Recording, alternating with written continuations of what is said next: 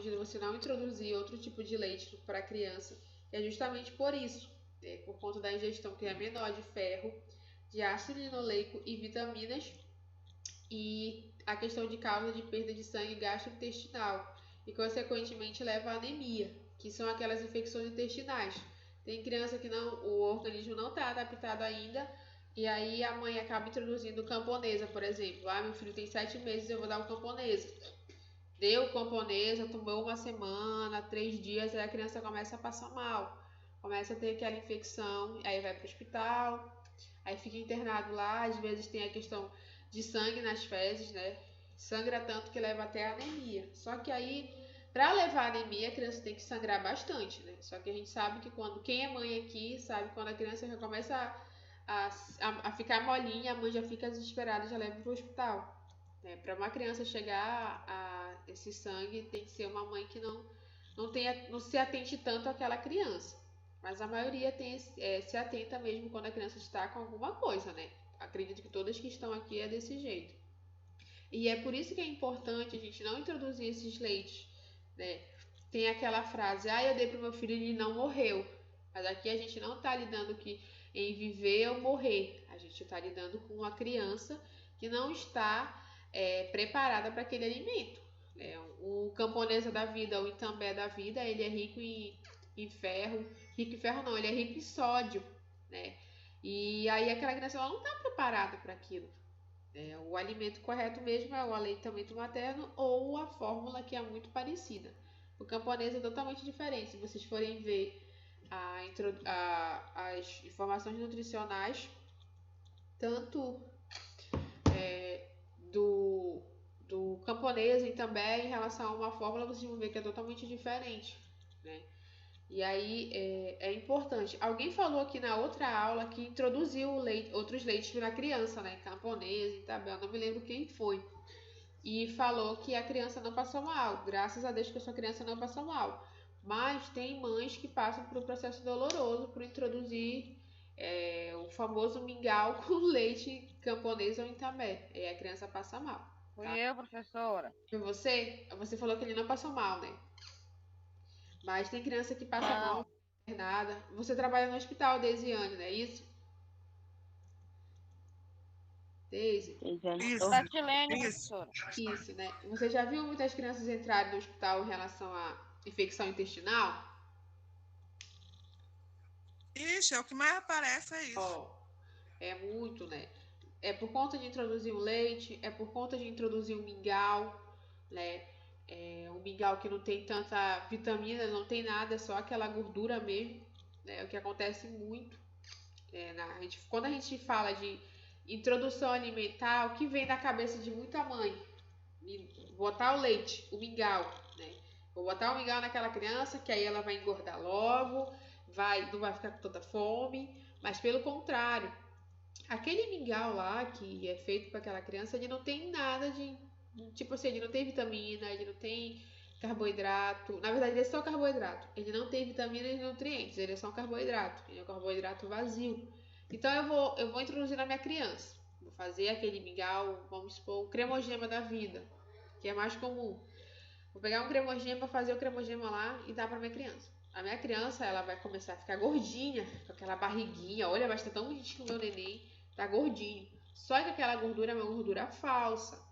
Se aquela criança pegar uma gripe, pegar uma outra doença, ela vai cair logo, porque ela não tá tendo anticorpos. Ela não tem nenhuma vitamina, ela tá introduzindo só aquele mingau, e aquele mingau é só um carboidrato vazio, né? Então, por isso também que dá muita criança entrada no hospital de infecção intestinal. Muitos é por introduzir esses tipos de mingau da vida, ou o leite que não é adequado para aquela idade daquela criança, ou até mesmo alimentos que não é adequado. Chocolate, pipoca, achocolatado, que não são para aquelas fases daquela criança, né? Então a gente tem. Não é porque eu sou enjoada com a introdução alimentar do meu filho. Não, é que a gente precisa ter esse cuidado para a gente não ficar lá com a nossa criança internada 2, 3 dias no hospital. É um sofrimento para a mãe, é um sofrimento para aquela criança que ainda é um bebê, né? E acontece muito isso, essa questão de crianças ficarem internadas pela mãe ingerir alimentos que não são adequados. A gente sabe que às vezes introduz aquele alimento por não ter uma condição financeira, isso a gente sabe. Só que também tem alimentos que você pode comprar que são baratos. Olha um exemplo. Eu tenho um filho que está em introdução alimentar e eu quero introduzir mingau nele. Eu posso fazer um mingau que ele é rico em fibra, é rico em vitaminas, a aveia. A aveia é um mingau barato, ele não é um mingau caro, é um mingau de 3, 4 reais no máximo. E você pode estar introduzindo naquela criança, porque ele é rico em vitamina. E aí eu posso introduzir junto com aquele mingau, eu posso botar uma fruta, eu posso botar uma banana, eu posso botar uma maçã ralada, eu posso botar uma pera naquele mingau e tá dando para minha criança. É um mingau? É, mas aí eu vou estar colocando uma fruta, eu vou estar colocando mais vitamina ainda naquele mingau e vou estar tendo nutrientes necessários para minha criança. Em vez de eu dar um cremogema, de eu dar uma farinha láctea, esses outros mingais que são ricos em carboidrato e açúcar, né? Então, às vezes a gente precisa fazer essas trocas e ensinar as pessoas que não têm esse conhecimento, né? A gente sabe que muitas mães acham que o mingau que vai suprir toda a necessidade daquela criança. Não, mas antes eu dar um arroz com feijão para aquela criança, uma carne, um frango, do que eu dar um mingau. Porque aí eu vou ter, se eu vou estar consumindo o arroz e o feijão, eu vou estar tendo uma fonte de carboidrato boa e vou ter uma fonte de ferro para aquela criança. E eu vou ter um frango, por exemplo, vou ter uma proteína. Em vez de eu dar aquele mingau lá, aquele mingau quente. Se eu tenho uma criança de 7, 8 meses, um ano, eu dou aquele mingau para a criança, ela vai dormir a noite toda, não é verdade? Mas por que aquela criança vai dormir a noite toda? Porque aquele mingau é como se ele fosse a feijoada para nós. Quando a gente come uma feijoada, a gente não fica cheio, fica assim triste, né? Quando a gente come uma tigela de açaí, a gente não fica assim. É desse mesmo jeito que o mingau age na criança. Por isso que às vezes a criança dorme a noite inteira ou dorme uma tarde inteira, porque a barriguinha dela tá cheia e o corpinho dela vai demorar para ingerir aquele carboidrato pesado que foi introduzido nela. É por isso que as crianças que tomam mais mingau, elas dormem muito. É por isso, esse é o segredo, né? A gente diz que a feijoada da criança é o mingau, né? E aí, só que muitas das mães acabam usando isso, né, como uma válvula de escape, por não saber, por não ter conhecimento, por ser mais fácil, né? A gente sabe que acontece isso. Quando vocês forem atuar, vocês vão presenciar muito isso, de mães que introduzem mingau e às vezes são mingais de péssima qualidade naquela criança, né? E aí você já tem o conhecimento, bora trocar esse mingau pela aveia, bora brincar aqui com esse alimento para aquela criança, né? E até para conhecimento de vocês também. A gente tem aqui no grupo a Juliana, que tá no período de puerpério praticamente, a Juliana, que já vai ser mãe daqui a uns dias. Então já é um conhecimento para vocês, né? Acredito que vocês são mães de primeira viagem e já é um conhecimento quando vocês estiverem na introdução alimentar da criança de vocês e as outras mães que estão no grupo também, que tem crianças nessa faixa etária ou que a criança já está numa fase maior, mas mesmo assim é um conhecimento, não é? Aí aqui a gente tem a fase 2, a fase 3, na verdade, que é a fase de período de crescimento do lactente, né, que é de 3 a 12 anos. Aí aqui fala, a alimentação nessa fase, ela deve considerar o processo de crescimento e os fatores que o influenciam. Se a criança não recebe uma alimentação adequada, ela não desenvolverá todo o seu potencial genético. Ou seja, se eu não faço uma introdução alimentar boa, a minha criança não vai desenvolver corretamente, tá? Ela vai ficar uma criança mais cansada, ela pode ter uma obesidade, pode ter riscos mais de anemia também, né, por não estar ingerindo nutrientes necessários, e entre outras coisas. Vale destacar também que os 7 primeiros anos de vida são decisivos para a formação de hábitos alimentares saudáveis. Estímulos externos à família, como a escola, o contato com as outras crianças e meios de comunicação, podem influenciar bastante na seleção de aceitação da alimentação. As meninas do grupo 1, elas levaram uma dinâmica muito interessante para as criancinhas, que elas eram da primeira série, aquelas crianças. De elas verem se elas conseguiam distinguir o que era um alimento saudável e o que era um alimento que não era saudável. E elas conseguiram distinguir o que era saudável e o que não era. Então a gente percebeu que ali aquelas crianças elas já têm um conhecimento formado. Os pais já comentaram alguma coisa em relação a isso. Elas prestaram atenção na apresentação das meninas também em relação à alimentação. Mesmo sendo crianças de 6 anos, mas elas estavam ligadas no que as meninas estavam falando, né? Então aí a gente consegue perceber o quanto é importante a gente mostrar essa informação, o que é alimento saudável e o que não é. Porque ali, dos 5, 6, 7 anos, é a formação. Depois que aquela criança não teve nenhum conhecimento de alimentação saudável, nada, só comeu besteira, pode dizer que vai ser só ladeira abaixo. Ela vai se criar uma criança que não vai se alimentar bem. Quando a mãe colocar no prato uma salada, por exemplo, ela não vai querer. Ela vai recusar, ela vai comer apenas o arroz, o feijão que estiver no prato, mas a salada que vai estar lá, ela vai expulsar pro lado do prato. O que acontece em muitas casas, né? Então é importante a gente ter essa importância da alimentação saudável na introdução alimentar. Para quando chegar nessa fase de 8, 9, 10 anos, consumir os alimentos corretos. Né? Quem é mãe aqui nessa faixa etária de 8, 9 anos? Que tem filhos nessa faixa? Eu. Você tem? E como é a aceitação da sua criança? Eu. Denise? Eu, professora. A minha tem 9 anos e vai fazer 10. E aí, como é que é aí na sua casa?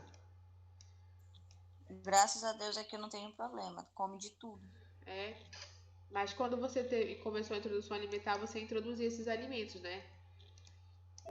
Sim, sempre. Sim. Sempre comeu. Na verdade, ela nunca gostou de mingau com bebê, né? Tentei dar uma vez, não quis.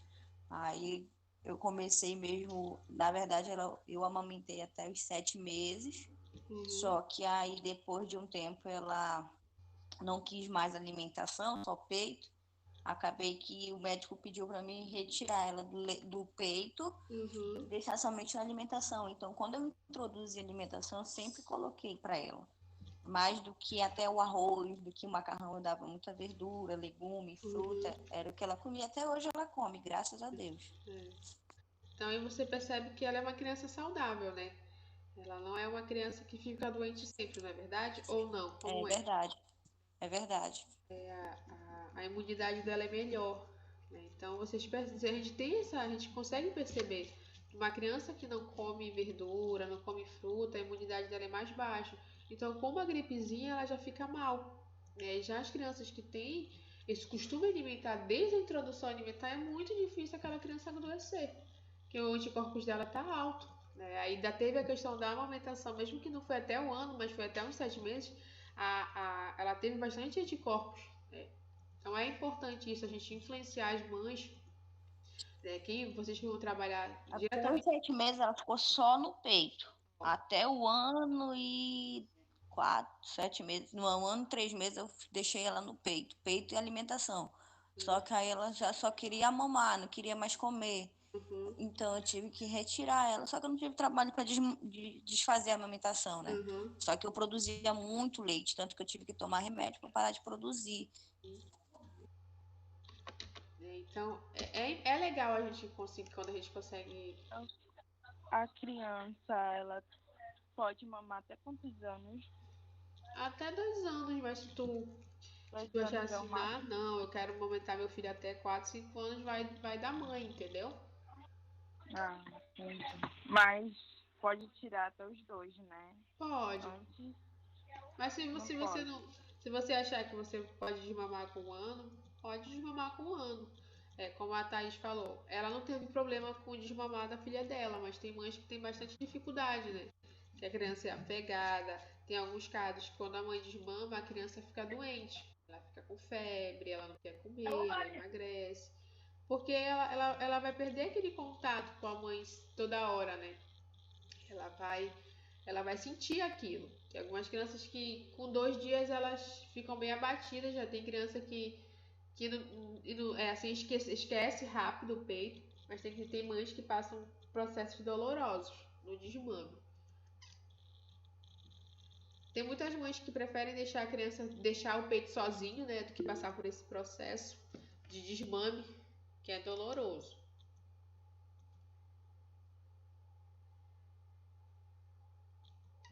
Por que ela tem esses problemas intestinais, Rosiane? A alimentação dela não é boa? Como é? Fala aí.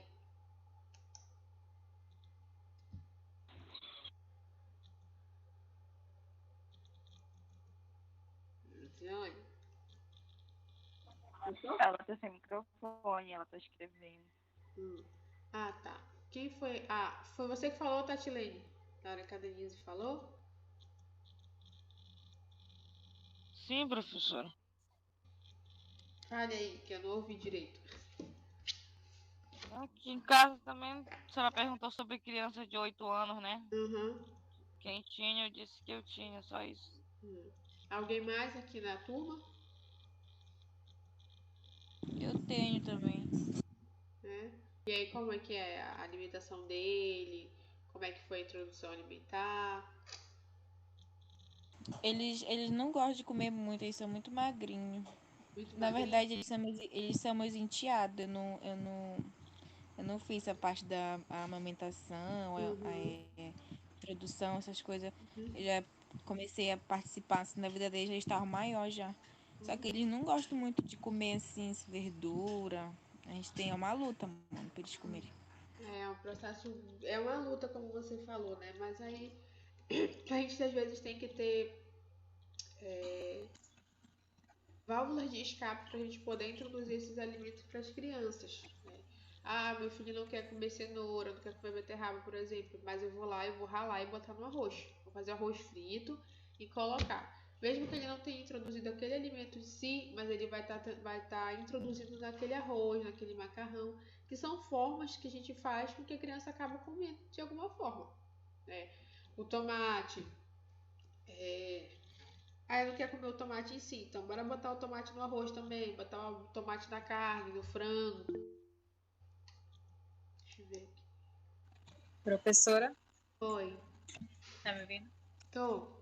Pois é, a minha sobrinha ela tem 4 anos, ela tem um problema intestinal, né? A gente tem que estar dando para ela laxante, para ela poder fazer o cocôzinho dela, né? Aí, mas quando ela faz, quando a gente não dá toda semana, quando ela começa a fazer, é muito grosso, assim, muito duro, entendeu? E ela chora, ela já fica naquele desespero quando ela começa a querer fazer o número 2, né? Aí é um sofrimento para ela, olha. Por mais que a gente fique o tempo todo colocando água, dá água para ela beber bastante durante o dia, a gente dá suco e tudo, mas até hoje ela nunca ficou boa disso, entendeu? Tem alguma coisa a ver com alimentação, será? Tem. Ela consome alimentos que tem fibra, assim, tipo, frutas que tem fibra, manga, mamão, ameixa, frutas que tem fibra que ajudam no trato intestinal, né? E Miguel Assim, já. o mamão ela não aceitou. A única fruta que ela come mais é maçã e banana. São as A maçã, únicas. ela tem fibra, só que aí pra ela ficar com mais fibra, ela precisa consumir a maçã com a casca, tá? Que é a casca que tem fibra. Mas aí, no caso para ela que é uma criança, realmente é um sofrimento. Pode estar se fazendo um mingauzinho de aveia para ela no café da manhã. Pode ser um mingauzinho bem fininho, tá? Se ela aceitar. Tu pode estar fazendo também como ela gosta de banana, você pode amassar a banana com leite e botar aveia para ela, que aí ela vai estar consumindo uma fibra. Suco de laranja. Ela não aceitou, assim, ela não come direito esse negócio de quando eu faço vitamina, eu sempre faço uma vitamina de banana com aveia e maçã, né? Eu coloco tudo, aí faço uma vitamina, dou pra ela, só que ela não come de jeito nenhum. Ela come só a fruta mesmo, a maçã, mas feito vitamina não. Ela toma suco de laranja. Só de pacote, a maioria das vezes. Porque o suco de laranja Veneno. com o bagaço, né? O bagaço é rico em fibra, ele também ajuda quando a gente come aquele bagaço mesmo. Como ele é rico em fibra, ele ajuda também no trato intestinal. E professora, o Oi. mamão com leite e aveia também não tem problema de comer, não? Porque eu Não, adoro. não, ele ajuda muito no trato intestinal. Para quem tem problema de evacuar, há uma válvula de escape. Mas no caso da sobrinha Deusiane, ela é uma criança ainda, né? Então, assim, ainda tá naquela questão de não consumir certos alimentos. E é um sofrimento para nós adultos quando não evacua, que vai no banheiro, dói, imagine uma criança, né, que não está preparado ainda. Começa a conversar com ela, Eugênia, para ela consumir esses alimentos que eu te relatei, para melhorar, né, a evacuação dela. Se não melhorar, a gente precisaria fazer umas vitaminas laxantes para ela. Essas vitaminas sempre levam aveia, suco de laranja, ameixa seca, bate tudo no liquidificador e toma, tá? São usadas bastante no hospital quando a mãe não evacua após o parto. Só que aí, como ela não consome certos alimentos, fica mais um pouquinho complicado. Mas aí é tudo questão de conversa. Ela come manga? Manga é rica em Manga, às vezes. Ajuda muito. O mamão, quando eu comecei a colocar para ela, né? Uhum. Aí eu fazia ele em rodelinhas, assim, umas bolinhas, né? Com aquele... Uhum. Um aparelho assim, que a gente faz as bolinhas, eu botei para ver se ficava mais bonitinho, né? No prato dela. Ela comeu umas 2 ou 3 vezes, depois ela enjoou. Tu já fez só o mingau de aveia? Só o mingau mesmo? Sem nada? Só com leite? Ela tomou ou não? Só aquela farinha lá que ela toma. Tu pode fazer o seguinte. Ela toma de manhã, quando ela acorda, de madrugada a mamãe dá outro mingau para ela e antes de dormir também. Tá. E depois quando ela acorda no sono da tarde também a gente dá mingau para ela. Tá. Tem algumas crianças que elas ficam ressecadas justamente pelo farinha láctea. Por ser o mingau que ele é grosso, né? Ele é um mingau que se torna grosso. Então, se aquela criança não está ingerindo fibras necessárias, ela vai ficar ressecada. Então, o que tu podia fazer, já que ela toma farinha láctea? Em vez de você colocar 5, 6 colheres de leite de mingau lá, que eu não sei a quantidade, você poderia intercalar, colocar uma de farinha láctea e uma de aveia. Assim, ela não vai saber que tu fez o mingau só de aveia. Tu pode colocar uma quantidade a mais de aveia e o farinha láctea para mascarar aquela aveia, entendeu? Para ver se ela introduz e que ela comece a comer. Aí vocês vão ver se ela vai conseguir evacuar ou não. Tu pode fazer isso, começar a brincar, dividir. São 10 colheres de farinha láctea que eu coloco, vou botar 5 de aveia e 5 de farinha láctea. Aí ela consumiu e não reparou que tem outra coisa aqui. Então, eu vou diminuir o farinha láctea e vou colocar mais aveia até chegar a um ponto de ter só uma colher de aveia e só uma colher de farinha láctea e o restante de aveia. Para melhorar esse processo, porque ela é muito criança ainda, para estar tomando bastante laxante e ficar nesse sofrimento. E introduzir mais água nela e suco. De preferência suco natural, que tenha fibra, tipo manga. O suco da maçã, só que ela não gosta, como você falou, também tem fibra. E ir brincando com essa forma. Tentar amassar a banana, não fazer a vitamina, amassar a banana e botar uma colher de aveia. Comer a banana amassada. Talvez chame a atenção dela. Para aí tu ir vendo e acompanhando e vendo a aceitação dela. Pra melhorar. Pois eu trabalho como babá dela, eu sou babá dela. Aí, os dias que eu tô por lá, a gente tá sempre preocupada, eu e minha mãe, assim, pra gente estar. Tô sempre variando, fazendo uma coisa ou outra pra ver se ela põe uma fruta diferente, entendeu?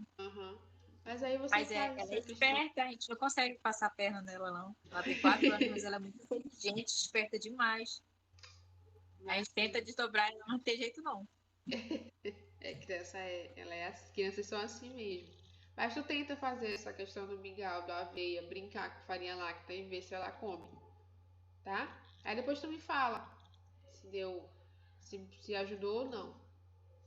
Deixa eu ver aqui o Joaquim. Sim, Joaquim, tem muitas mães que elas têm essa diabetes gestacional só naquele período de gravidez, tá? O neném nasceu, a diabetes foi embora. É só aquele período gestacional mesmo. São poucas mães que adquirem a diabetes depois da gestação. Aí, se aquela mãe ainda permaneceu com a diabetes, pode ser que aquela criança possa ser diabética, né? Ela tem a predisposição. Então, aí a gente vai melhorar a alimentação daquela criança. Ela não vai consumir certos alimentos que tem muita fonte de carboidrato, porque ela já tem aquela predisposição à diabetes. Então, vai ser uma alimentação mais saudável ainda, né? A gente sempre vai estar monitorando aquela glicemia daquela criança, sempre vai estar olhando com um olhar mais carinhoso para aquela alimentação. Por quê? Se a mãe é diabética e a criança tem uma predisposição, pode ser que no decorrer da vida daquela criança ela pode virar diabética. Aí a gente tem que tomar mais cuidado, tá? Introduzir mais verdura, introduzir as frutas, mas tomar cuidado, não introduzir muito carboidrato demais também, tá? Carboidratos que sejam mais fonte integral, tá bom? A da Carol não toma nem café, as crianças são muito arteiras, assim, né? Então a gente precisa, quem é mãe, né, precisa ter uma paciência e ter uma criatividade também para melhorar aquela alimentação daquela criança. Teve mais alguém que, deixa eu ver, tem alguma pergunta mais aqui no... Alguém mais quer fazer mais alguma pergunta? Não? Aí. Aqui a gente viu, né, a questão da terceira fase, que é o período de crescimento, que a gente precisa tomar esse cuidado. E aqui a gente vê, aqui, na merenda escolar. Na merenda escolar oferecida nas escolas públicas, o objetivo é melhorar ou manter o hábito alimentar saudável, além de oferecer uma complementação alimentar e, por outro lado, escolas que mantêm cantinas cujos alimentos são industrializados e de calorias vazias, não oferecem opções saudáveis para as crianças da idade de escolar. A merenda escolar, vocês percebem que é uma merenda mais comida, né? Arroz, feijão, carne, picadinho, frango, risoto, vatapá. Na maioria das vezes, sempre tem 2 vezes na semana uma alimentação assim, né? E o restante é suco, com biscoito, com bolacha. Muitas crianças só consomem aquele alimento que tem na escola, né? Às vezes não tem na sua casa. Então a alimentação na escola tem que ser uma alimentação balanceada. Só que em muitas escolas não acontece isso, né? A gente sabe que algumas prefeituras, alguns estados não conseguem dar uma alimentação adequada para aquela criança na escola. Vai mesmo só o suco com biscoito mesmo, o mingau que tem bastante em escola. E aqui a gente percebe que nas escolas particulares também. É muito difícil numa escola particular ter uma alimentação saudável, né? É sempre mais esses salgadinhos, refrigerantes, né? E a gente consegue distinguir bastante. As crianças de algumas escolas particulares, elas são mais gordinhas do que as crianças de escola pública, né? Se a gente for analisar por questão de merenda escolar. Por quê? As escolas particulares, elas não têm aquele lanche saudável, aquela oferta saudável. Ela oferta mesmo carboidrato puro, digamos assim, né? E aí as crianças vejam aqueles alimentos, chama a atenção delas. Mesmo que a mãe mande uma fruta na lancheira, um alimento, elas não querem. Elas querem aquele alimento que está lá na cantina, que está mais chamativo, né? E na merenda escolar pública, tem lá, tem dias, é variado, né? Tem dia que é macarronada, tem dia que é risoto, tem dia que é suco com biscoito, varia muito de cidade para cidade, de prefeitura para prefeitura. Mas aquela comida ela é balanceada. Na merenda escolar tem uma nutricionista e ela faz aquele cardápio de acordo para cada faixa etária. Tem a creche. Lógico que a merenda da creche vai ser uma merenda balanceada para aquela referente daquela idade daquela criança. Escola de 5ª a 8ª série. Aí a gente vai ver a necessidade daquelas crianças daquela idade e vai fazer nosso cardápio. Isso acontece em todas as escolas, tem o estado, a prefeitura tem nutricionista e a gente que monta o cardápio de acordo com o que a gente tem de compras, né? Mas ali a gente tenta suprir a necessidade de cada faixa etária. Nas escolas particulares já não tem isso. É muito difícil ter uma nutricionista para fazer isso, tá? É mesmo a merenda do dono da lanchonete mesmo lá. Então a gente consegue ver essa realidade, esse acompanhamento. Em escolas particulares tem mais crianças obesas do que em escolas públicas, porque as escolas particulares comem mais besteira. Pipoca, refrigerante na hora do intervalo. Aí às vezes chega em casa, eles não vão querer a alimentação. Eles já vão estar cheios de besteira e aí vai desenvolvendo aquele mau costume alimentar, como é que fala.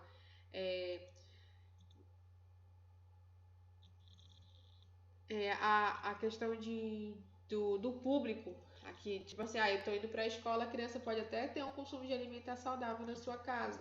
Mas aí ela vê os coleguinhas comendo outro alimento, ela vai querer aquele alimento lá.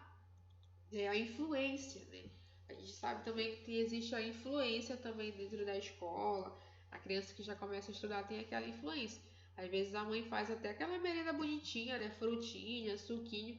Aí a criança volta para casa com aquela lancheirinha cheia de frutinha, do mesmo jeito que foi, e comer alguma coisa que estava na cantina.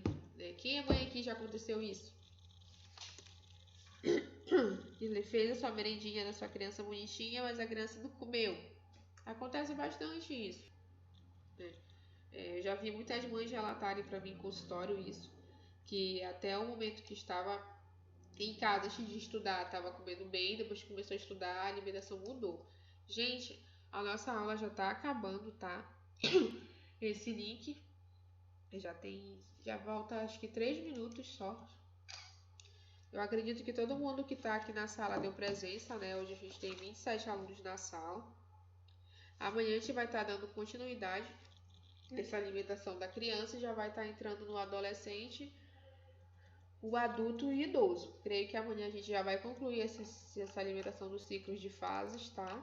Aí na quarta-feira a gente já vai estar dando continuidade no outro conteúdo, tá? Pra ver se até sexta a gente conclui tudo, já para fazer a nossa visitinha sábado já com conteúdo na cabeça, tá bom? Gente? Tá bom. Tá bom. Ok. Tá bom. Tá bom, então. Boa noite para vocês, tá? Qualquer dúvida, manda me Boa noite. tá? Boa noite. Boa noite. Oi. Tchau. Boa noite. Boa noite. Boa noite. A Ana Cláudia entrou na sala, gente? Lista assistiu a aula. Não vi ela não, professora. Nem a Ana Cláudia? Não. Manuela. Mirley não assistiu. Nem o Whindersson. Ei, professora. Dayana. Professora, Oi. a Elisete, ela não tá entrando em aula por causa do celular dela, tá? Sim, Mas ela ela- assiste todas as aulas gravadas, tá bom? Ela me falou. Ela até me mandou uma mensagem antes de começar a aula. Mas ela assiste as aulas gravadas tudinho, tá? Tá. Quem mais? Micélia entrou na... Alcilene, Tá aqui, já botei presença. tá. Quem mais aqui? O Kevin assistiu a aula hoje? Não vi ele.